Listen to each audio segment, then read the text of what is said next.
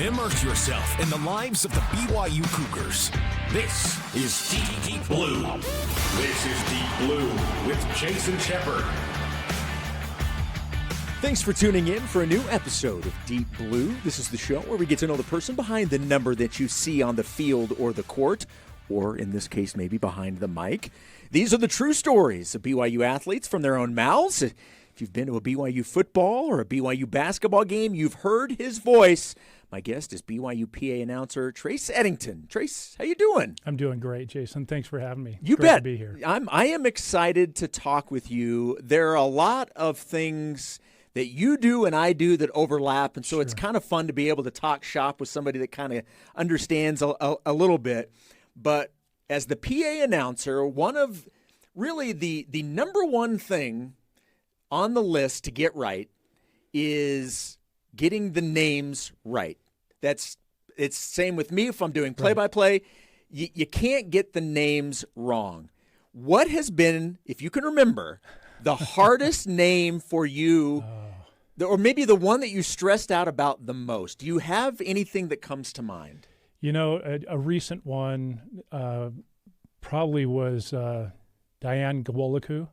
Oh, yeah. Diane Lake was how he was known when he first came. And so just the spelling in that took a few times to get that.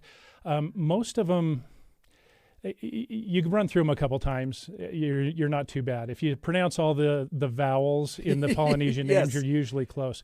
The one, though, I have to tell you, the one that sticks out, there was years ago at a basketball game, there was a college from Montana, some D2 or D3 school came in the preseason.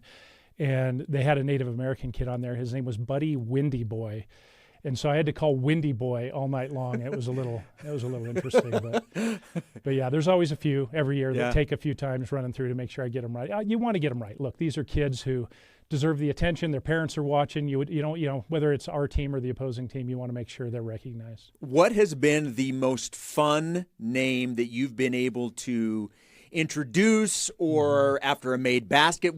What's the name you've had the most fun with? You know, it's hard to separate fun from Jimmer, the Jimmer years. Yeah. I mean, that was special, and that was, kind of an unusual name, and there's nothing special about the way you say it, but just that one was fun. Alex Barcelo was a good one. I don't know. I love them all. It's just fun to be a part of it. So you mentioned Jimmer Fredette. Mm-hmm. You had obviously a front row seat to those games. Yeah. What was that time like for you? I remember what it was like for me, but it's completely different than what that would have been like for you. Yeah, it was interesting because, obviously this year we've got A.J. DiMonza, who's a terrific talent, but he's a recognized terrific talent coming out of high school. Jimmer didn't have those kind of accolades coming in, and so he sort of took the college basketball world by storm a little bit, and that junior year especially, and after that Arizona game on the road where he just went off. It was special. It was a lot of fun. I still remember, we all remember the San Diego State game, and the floor being flooded, students like right in front of me at the scorer's table high-fiving me. They don't know who I am, but they were just so caught up in the moment and so excited, and that was a special year. That was a lot of fun. Every game he'd do something, you just kind of shake your head like, you've got to be kidding me. You probably remember against the TCU Horned Frogs, he hit a deep three from the logo, and the coach just kind of like shook his head and threw his hands up, and that's kind of what we all felt sometimes, like, what can you do? This guy's amazing. Well, and what's so funny about that is that was so uncommon at the time. Right. Now you see it in every college game, every NBA game, these deep threes. Right. But it kind of, Jimmer and Steph Curry, those are kind of the two that pioneered that. Absolutely. Yeah, it's how many years you've done basketball longer than you've done football at BYU. How long have you been on the mic for basketball? So my first season was Steve Cleveland's second season. So I started the year after Greg Wrubell took over play-by-play on the radio. So that would have been the fall of '98. And so this will be my 28th year coming up doing basketball. How do you feel like your style and your technique has evolved over the years? I think early on I wanted to have, I was always thinking about, do I need to have a catchphrase or something snappy? And I I'm sort of, I mean, I'm almost 60 years old now, and I come from the school of, Dick Enberg and Vince Scully and Bob Shepard and these guys who just, their job was to relay information clearly and concisely and not to editorialize too much. I mean, I get excited on the mic and try and get the crowd enthused, but it's really just about delivering information clearly. I always say that if I've done my job well, people will go home and have had a great experience and never thought about me once. I've maybe contributed to that, but they don't think about me. If they're thinking about me, I'm doing something wrong. So my style is probably a little more old school. I mean, I go to NBA arenas now, and you hear these hype guys out in the stands, and that's great for what they want to do. And it's like having a live DJ or something at the events, and that's fun. And I think the kids like it. That's when they start asking me to do that, it's probably time for me to move on to something else. It's funny that you mentioned the catchphrase, because I have people. They're like, oh, you gotta say this, and I'm like, you can't. For a true catchphrase, it can't be something that you've planned. It's something that has to be organic in the moment, and then it kind of catches on. And so I guess in a long way of saying it, I'm still waiting for my catchphrase moment to happen. I haven't had one of those yet. I'm almost 30 years in. I'm still waiting for mine as well. So we're in good company. All right. So what was your background? We were talking before we started recording, and I assumed that you had a background in broadcasting and communications, but give everybody an idea of what your background was prior to doing this. So going way back, coming out of high school, I was convinced I'd broken a couple of bones. I was convinced I was going to be an orthopedic surgeon, and I went to Snow College and I took organic chemistry, and I quickly became a communications major. I decided that wasn't going to work for me.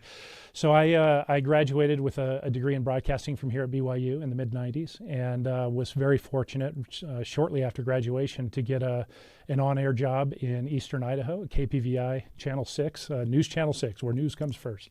Still remember that. But so I was the weekend sports anchor, and so I did that for a couple of years in Eastern Idaho, covered a lot of, 10th grade girls volleyball and baseball, Little League baseball, and all sorts of local sports. Had a chance to, there's obviously a big BYU fan base up there, so I was able to stay connected with BYU. And so I did that for a couple of years and realized that was probably not the career path that was going to be the best thing for me and my family at the time. What was it about it that you just realized that I got to probably look for something else? So the biggest thing I guess I would say was at the time I graduated and we went up there, my wife and I had two twin boys.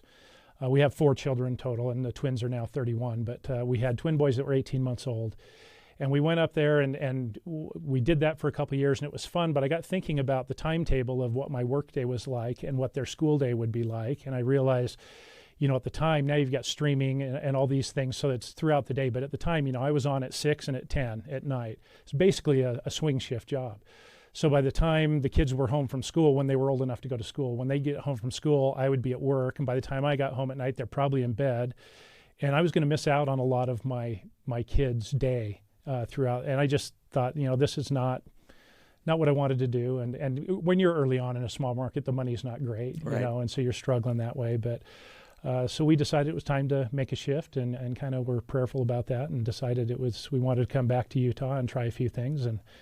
And my wife got a job at Athletic Media Relations here at BYU. She was an office manager, and this was back in the days of Val Hale and Duff Tittle. Were the two primary ones there. And in the summer of '98, right after we came back, we saw an advertisement, and she let me know it was going to happen, but there was an ad in the Daily Herald that BYU was looking for a PA announcer. And they were looking for one for football and basketball, and they wanted one to do both sports at the time. And so I went through that process, and I came and auditioned with 100 and some odd other people at the Marriott Center, and they narrowed it down to 5 or 6 of us, and we went and did a fall, kind of a football scrimmage to do real live action, how we could call plays. And after that, they narrowed it down to 2, and they had each of us do a home football game. So my first football game was actually in, it would have been September of '98 against Arizona State. J.R. Redmond was their big running back, and, That's right. And it was a win, and so I got to do that. And then the other individual did the next one. And after we had each done a game, Val Hale came to me and said, hey, we think we actually want to have a separate one for football and basketball, and we'd like you to do basketball. And I'll be honest, I was a little disappointed at first. I really wanted football. Football is kind of the 800-pound gorilla. But after doing it for a year or two, he convinced me. He's like, just try it for a year. I think you'll enjoy it.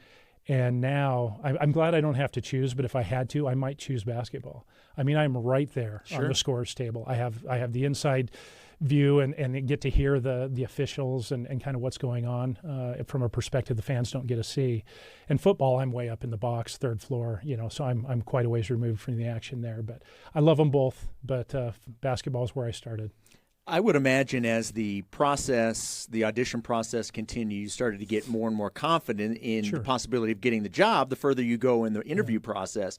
When you started it, how confident were you that this would be something that would be on your plate soon? I don't know that I was that confident. I'd never done PA announcing before. I had no background in it whatsoever. So what then made you do this? I just thought it was a way to kind of keep, a toe dipped in the sports world a little bit. I'd been in sports and loved it. It had been a huge part of my life. And I've always, I'm a huge BYU fan. I love BYU. I can trace my roots back to a snowy football game in 1978 with my grandpa.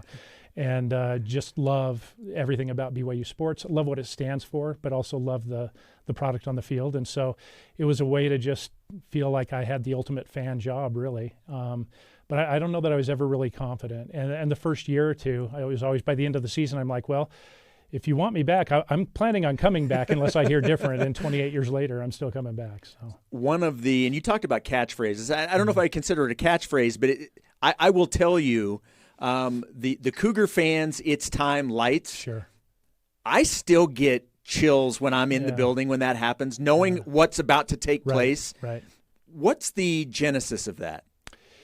So it kind of goes back to, as I recall, that very first football game I did. Val Hale had been to the year previously, or maybe it was the game previously. I think it was the week previously. We started on the road at Alabama. And Val had been at that game, and he said, I really love what Alabama does on their PA about, one more reason why this is Alabama football. And so he had me do some of that, but then this Cougar fans, it's time. It just, I'll be honest, I don't recall specifically what it was. I don't know that it was anything I'd seen or heard. It sounded right in the moment, I guess. And I don't know that I'd consider it a catchphrase, but I'll be honest, I don't recall how it started, but I've been saying it a long time at football and basketball now. People always ask me, is it weird to hear yourself on the radio or whatever the case may be? Was it strange? Because it's a little, now you have headphones on, so you don't necessarily hear a lot throughout the arena, but you do hear enough that sometimes there can be a little bit of a delay sometimes. Sure. What was that like for you dealing with in that type of arena, whether it's football or basketball? Yeah. Basketball's not bad. You're pretty much hearing yourself in real time. And when I do it, I typically have my left earpiece off of my ear so I can hear the crowd. And I've got in football, I've got spotters who are yelling out numbers to me of who's making the tackle or catching the pass. But football, it's a unique animal because the speakers are there on the north end zone, and I'm way down on the south end. And you hear yourself over the speakers probably a quarter second after you say it. And I always have to warn the people coming in to give prayers. It's like, just say a phrase at a time, try and block it out because it's a little off, but now I don't even think about it anymore. It's just what it is. What's the preparation like for you before a football game and a basketball game? What do you do prior to each game? Yeah. My preparation for BYU is before the season. I mean, it's just learning the names as best I can. BYU does a great job of recording the athletes saying their names and sending me that audio file so I can hear how they say it, so I'm making sure I'm pronouncing it right. But on game day, for football, I'm there about 2.5 hours before kick and filling out my call sheets. I've got a couple different sheets I use for whoever has the ball, so I know who's on offense and defense. And I'll get those all filled out. I'll usually visit with the visiting sports information director. He'll come in and ask me if I got any questions about names, and we'll go over pronunciations. And I start reading things. I think the first read at a football game is about an hour before kickoff. Basketball is much easier. Basketball, there's fewer players, obviously. I'm there maybe 45 minutes to an hour at most before tip-off. and it's just getting the rosters written down, and then again going over pronunciation with the assistant coaches. But I've been doing it so long, there's just not a lot. I mean, this is not rocket science. I mean, I look at the preparation that goes in for Greg Wrubell or any of you guys who are doing television. There's a lot that goes into that. You've got to have things to talk about. You've got to understand stories about players that you can share. For me, it's really just relaying the information as clearly and quickly as I can of what just happened on the field or on the court. So there's not as much preparation there. How much, because for those that may not understand how this works, you talked about you had something you had to read. Your first read was like an hour before. Some of what you do is scripted from the marketing department because there are advertisements that you have to. Absolutely. How much would you say is scripted, and what percentage would be improvised in terms of what you do? Yeah, I would say pregame and during timeouts is almost 100% scripted. They've got activities. I mean, BYU does such a great job of kind of creating a game atmosphere and having things for the whole family to be entertained by during breaks and TV breaks and things. And so all of that is scripted, but all the game action is just calling what I see. They'll occasionally, I've got a producer in my ear that occasionally will say, hey, can you talk about this, or can you say something about this? And so I'll have to ad-lib something off the fly, but it's mostly scripted when it comes to dead balls and timeouts. The good news is, with BYU sports, we don't have to deal with this a whole lot, but there are some times where maybe things aren't going so well. And you've kind of got to be a voice that gets people's attention and gets them excited. Right. How much pressure is on you in those types of situations? Yeah, you want to encourage and enliven the crowd without becoming the show. It's not about me. And so we have such a, we're really spoiled. The Rock is amazing. The fan base in general is just so passionate about BYU sports. Sometimes it's a little, if you've been to a football game, you've heard me after a first down throw say, Cougar fans, that's another, or, what is it I say now? I've got to think about it. I'll say that's another Cougar. Yeah. And then the crowd says first down. Well, that's great when we're doing well and we're getting a lot of first downs. When we have a game where we actually are moving the ball but we're not scoring, by the third quarter, people are tired of first downs and they want touchdowns. Right. And so there's a little, you can kind of sense the crowd's getting a little restless for that. All right, we're going to take a quick break. When we come back, we'll find out a little bit more about Trace and where he grew up, his upbringing, and what he's doing when he's not on the mic. He's got a very cool job with philanthropies for the Church of Jesus Christ of Latter-day Saints. We will get into all of that when we come back. This is the Deep Blue Podcast on BYU Radio. The Big 12 is full of unforgettable moments, and big stories is where they're told. Host Cleon Wall teams up with voices from across the conference to spotlight the biggest plays and the most inspiring stories. Do not miss it. Listen to Big Stories wherever you get your podcasts. Welcome back to the Deep Blue Podcast here on BYU Radio. I'm your host, Jason Shepard. My guest today, Trace Eddington. He is the PA voice for BYU football and basketball, and we've talked a lot about what your job entails and all of the excitement and all of the memories that you've been able to make over a long career doing this. Where did it all start for you? Where did you grow up? So I was born in Southern California, down in Encino, north of LA. Grew up in Orange County until the age of 10. So I made it through most of my elementary school years down in California. And in November of 1978, I'm dating myself here, we moved to Utah, and I thought my life was ending because I was leaving the beach and all my friends and a new school, and we drive into Provo. I remember this still. It was November 10th of 1978, a Friday night. We're driving with the U-Haul into Provo to stay at my grandparents' house, moving into our new home in Orem the next day, and it's snowing like crazy, and it's cold. It was an early season snowstorm, early November. So we go up to Orem on Saturday morning and start unpacking the truck, and we've got, the elders quorum and all the neighbors are there helping, which was great. And my grandpa said, look, Trace, you're about 10. You're not going to be much help. You're going to be in the way. Let's go to a football game. He had season tickets. And so I went on, I still remember, November 11th, 78, and BYU was playing San Diego State. Mark Wilson and Jim McMahon were both getting reps that season. And I went and sat in a snowstorm and watched BYU beat San Diego State 21-3, and I was hooked. And I hadn't had a lot of exposure to BYU in California. I was interested in the beach and riding my skateboard and those kind of things. But from that moment, I was hooked and loved BYU and wanted to be a part of it. And it was an awesome way to start. Isn't it amazing, those little things that can have such a profound effect on our lives? My story is very similar to what you said. We had moved from Independence, Missouri, out here. I was 13 when we moved here. My grandma took me to my very first BYU football game. I remember sitting on the east side stands. It was when Ty Detmer was the quarterback. It was Air Force here at then Cougar Stadium. Right. And I will never forget that. That planted the seed in me for not just fandom, but eventually a career.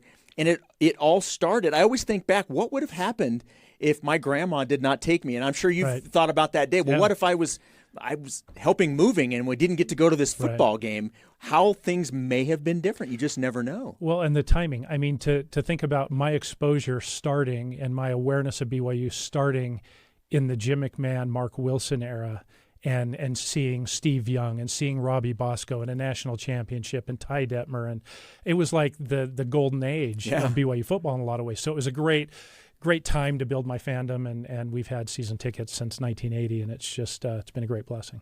Who was your favorite BYU player growing up? You mentioned some of those guys. It may be one of those. Do you have a favorite? And I'll ask you football and basketball. Who's been your favorite of each sport? It's hard to – we've had so many amazing quarterbacks, but for me, the greatest BYU quarterback will always be Jim McMahon. And maybe it's because it was early in my time, but he just – I felt like there's nothing he couldn't do on the football field to get us downfield. But one of my favorite moments was actually, and I hope I'm remembering this right, but we were playing, I think it was Wyoming, at home at Cougar Stadium, and it was of Glenn Kozlowski, the great receiver that was here. And he was kind of a rough around the edges player at times and kind of a tough guy.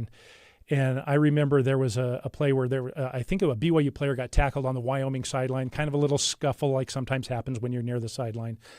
And Glenn Kozlowski comes from our sideline, runs across the field, pulling his helmet on to go jump into the fray to kind of defend his teammate. And I just thought that was kind of fun. It was sort of a cool moment. But basketball, from my very first season, there's special moments there. A name that maybe a lot of Cougar fans won't remember, but I always loved watching Brian Dignan play. He was a guard who was just scrappy and worked hard and was not the most athletic or the best shooter or the best at anything.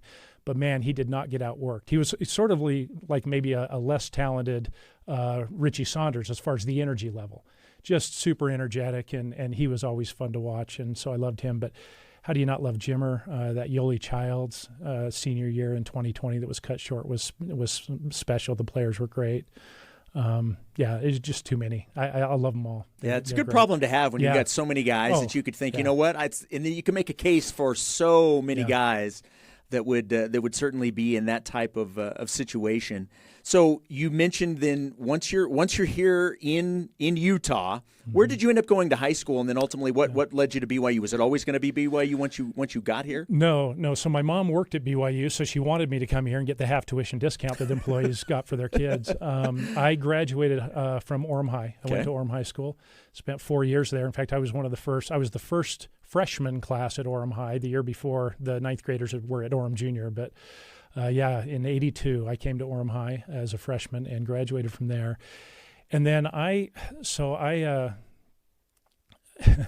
went to Snow College first. Okay. I got an academic scholarship there, which is sort of funny. I had a pretty good ACT score back in the day. I'd done well on that, enough that my guidance counselor called me in and was kind of upset at me. She's like, "Why do you have this ACT score and this is your GPA?" Because my GPA did not match my ACT score. But Snow College gave me an academic scholarship, so I went down there, promptly lost the scholarship because I had a lot of fun, but I didn't do much academically. I was a little bit immature and not ready to be away from home. And so I came back home, went to UVCC at the time, and then how things have changed now. Yeah, so went on a mission, came back to UVSC, and now it's UVU. And then I transferred. I was able to transfer to BYU in would have been the spring of '94, I guess. So of the three schools, I actually spent less time at BYU than any of the three, but that's where my degree's from. But after I was home from my mission and got married, that sort of matured me a little bit academically, and I did much better, and I was able to get in here. I wouldn't get in now the way the students, the requirements, but came here, and it was everything I hoped it would be. They have a great, as you know, a great broadcasting program, had terrific professors. Still remember my comms law professor, Dallas Burnett, was tremendous, but loved my time here. But yeah, I had a sort of a circuitous route to get here. Took me 7 years. Most guys, after 7 years in college, most guys have doctor in front of their name, but I had a bachelor's degree. Well, with you being a BYU fan and going here, even for the time that you did, but having the relationship with BYU, to still be in the position that you are, what does that mean to you? Because I know as a BYU fan growing up, for me to be associated with BYU athletics means the world to me, and I've got to assume it's the same with you. Oh, it absolutely is. BYU has always been about something bigger than just academics and football, and I love that about it. I love what it aspires to be and strives to be, and of course, we're all imperfect, and we don't always achieve those things the way we want to, but generally BYU has goals for itself and its student body that most other institutions wouldn't dare to have. I love that. I love that it's my hometown team. This is where I grew up once I moved here from when I was 10. And my kids are now all fans. My son is one of my spotters at football. And so it's just it's kind of been a family affair for a lot of years, and it means a lot. It's significant to me, and it's a privilege. I mean, there are others who I'm sure could do a wonderful job and come in and do this, but for whatever reason the timing was right, and I was selected to do it, and I enjoy that, and I appreciate that every day. I mentioned a few minutes ago that you are with Philanthropies for the Church of Jesus Christ of Latter-day Saints, and correct me if I'm wrong, Director of Donor Strategies and Relationship Development, correct? Is that the title? Yeah, that's a big title, but yes, that's my role. And you've been there for over 20 years, right? Mm-hmm. So tell everybody what you do. So I'm a director over a division that handles, and I'll throw out some terms that may need some explanation, but annual giving, leadership giving, our marketing communications team, and our prospect development team. So for people who don't know, Philanthropies is, every university in the country has what's known as a development office. They have people who fundraise for the university, for scholarships, for athletics, for whatever it may be. The church has the philanthropies department. We are, in effect, the development office for all of the church schools. So we fundraise for BYU Idaho, Ensign College, BYU Pathway, BYU Hawaii, and, of course, BYU. So the annual giving team, anyone who's gone to BYU has probably gotten something in the mail saying, hey, would you like to give back to your college? That's the team that sends that. That's sort of the mass approach to entry-level donors. And then leadership giving is a little bit higher tier of donor. But we get to work with just wonderful consecrated people who believe in the mission of BYU, as well as the other church priorities, and who want to support that, who feel a sense of consecration that they've been given something that they feel is a gift, and they want to share that. And that's kind of a fun place to be. You've mentioned a couple of times just the fact that there are other things that are of importance here at BYU, and there are things that are bigger than all of us. One of the things that I find from people on the outside looking in, they always wonder how it goes together. But the fact that we are part of the Church of Jesus Christ of Latter-day Saints, that there is a religious aspect to some of the curriculum, and for even on podcasts like this, or sometimes even on BYU Sports Nation, there can be comments made of a religious nature. I take a lot of comfort in that personally. How do you feel about that aspect of BYU in being able to not only celebrate BYU for what it is, but also be able to have the faith-based portion of BYU? Well, it's interesting to me that so many other schools shy away from that when that's such a big part of people's lives in general, whether they're members of our faith or not. Many people have a faith tradition that they ascribe to. And it's so awesome to be able to have those conversations unashamedly and just recognize, look, this is a part of who we are. This is what guides us. Having people we sustain as prophets, seers, and revelators be the ones who lead and make many of the decisions for the direction of this institution and others brings a lot of peace and comfort that we're on the right track and we're doing things well. And I just think BYU has found a way to strike a balance there that's really they've never shied away from it. I look at our coaches and, to hear Kalani in a post-game news conference basically bear testimony of Jesus Christ and some of his beliefs it's pretty cool. And people take notice. And we get people who come and want to support financially what we do that aren't even of our faith occasionally because they're grateful that we're a voice for something. Maybe we aspire for something a little higher, and we're not afraid of that. We don't back away from it. One of the things that I wanted to ask you about, I would venture to say it's probably one of the most trying things you've ever had to deal with in your life. But you are a 3-time cancer survivor, which obviously is the best part of this story. Tell everybody your story with cancer and maybe when did you get the first cancer diagnosis? Yeah, so of those 3 times, one was a fairly minor skin cancer, but the primary 2 we're talking about are colon cancer. And so 8 years ago, in May of 2017, I was having some discomfort on my left side. And I'm a typical guy who doesn't go to the doctor unless there's a bone sticking out or there's blood gushing. And I didn't really think a lot about it, but I just had some discomfort. And eventually my wife convinced me to go and talk to the doctor and got some x-rays and tests, and nobody could figure out what this was. And through the process of that, they did a CT scan and never did find out what that pain was on my left side, but said, you know what, we notice on the CT scan there's a thickening here of the colon wall we're a little concerned about. So they sent me for a colonoscopy. Back then, the recommendation was to get one at 50, and I'm a big proponent. Please, people, go get them. It'll save lives. But I was about 47, and so I had this thickening, and they said, well, let's go in and look, and they found cancer. It was very early, thankfully, stage 1. And so they did some surgery, removed a portion of that, and sent me on my way. No chemo, no radiation. A year later, through some follow-up tests and scans, they discovered that the cancer had returned to my lymph system, same cancer. And so they put me on a 6-month chemotherapy regimen, which was anyone who's been through chemo knows that's a challenging thing. That was a struggle, a hard time in my life. But went through that, and I'm grateful to say that in the 6+ years since then, all my scans are clean to the point now that I don't even need to go back and get them. They just say, if something comes back now, it's a brand new cancer. So I'm cancer-free, and I'm thrilled for that. Grateful every day for the extra time for my family, for BYU sports, for all the things that I love. But yeah, it's a curveball you don't expect. Yeah. And that's what really we're here for, right? We have those challenges that come that we don't expect, and we get to choose how we react to those. Well, and that's what I wanted to ask you. Everyone's going to react to that type of news differently. How did you react to it? Surprisingly calmly, I guess.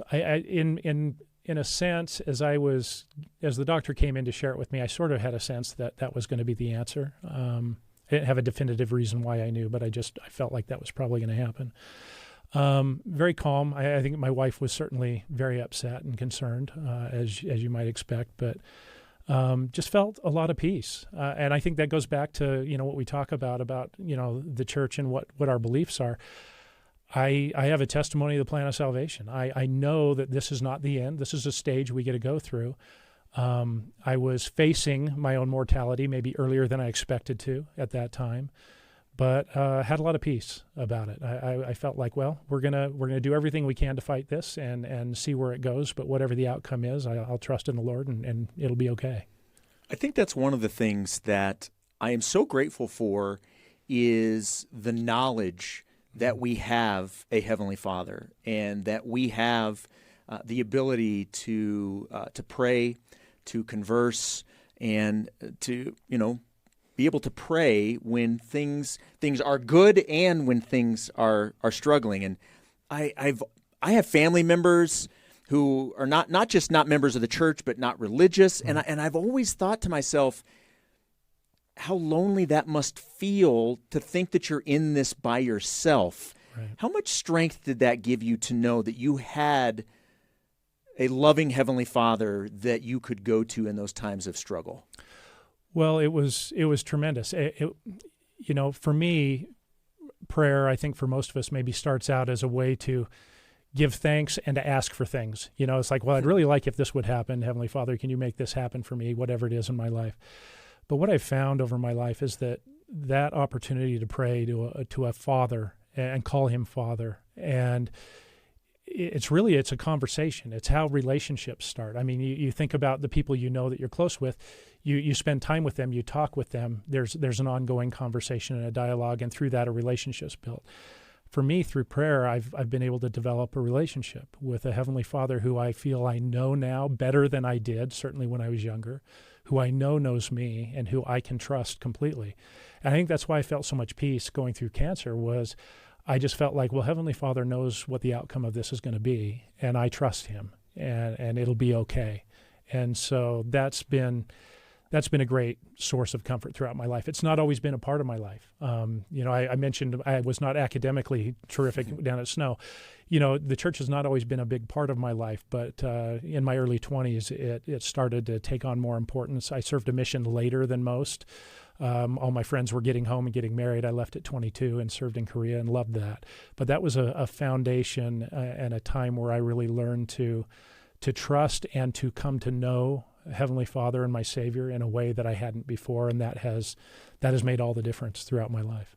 When you were going through the real tough times with the cancer diagnosis, was there any concern that the PA job may have to take go on the back burner, or maybe even have to stop? Yeah, so absolutely. Now, the timing of it was always very fortunate. It was after the end of football, and we had several months before basketball. So my first diagnosis, and I had the surgery, and I recovered fairly quickly. The year I went through chemo, so I had chemotherapy every 2 weeks. It was on a Wednesday. And anyone who's been through it, it'll be a similar story. And every cancer is different, and chemos are different. But for me, I would have my treatment on a Wednesday. And by Sunday, I felt like garbage. I had a hard time getting out of bed. And the longer the treatments went on, the worse that was. But then after Sunday, I'd start to get a little better. Monday, Tuesday, I'd feel better. And then I could get back to work, and I'd be okay for a week. And then I'd have to go through it all again. Well, I started that in May, and it went through October of 2018, and so into the football season.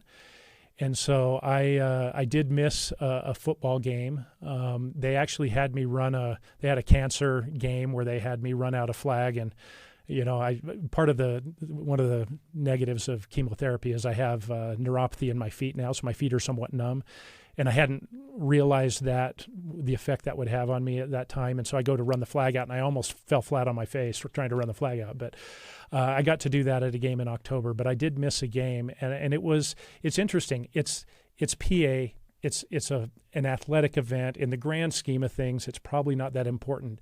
But it was maybe what I worried about more than my career, more than any other thing. It's like, can I still do PA? Yeah. Am I going to be able to do this? And so I was fortunate. The athletic folks here are so caring and understanding and very patient, and they gave me all the space I needed to recover. But I didn't miss much. How long do you want to keep doing this?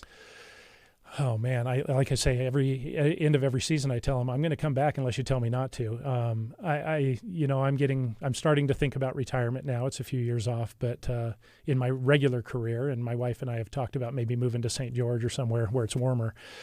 But I can still make that drive to come up here. So it's not that long. I'd like to go a few more years. Yeah. What does the future hold for you? You mentioned possibly, moving down to warmer climates. Sure. I don't know if mission is. Yeah.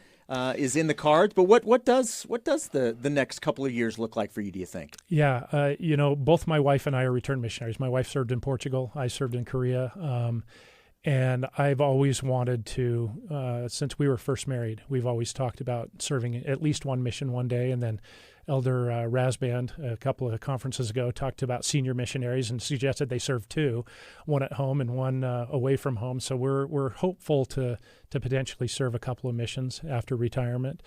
We love the mountains. We have a little small cabin down in southern Utah, and we'll probably spend our summers there. You had a motorcycle too, right?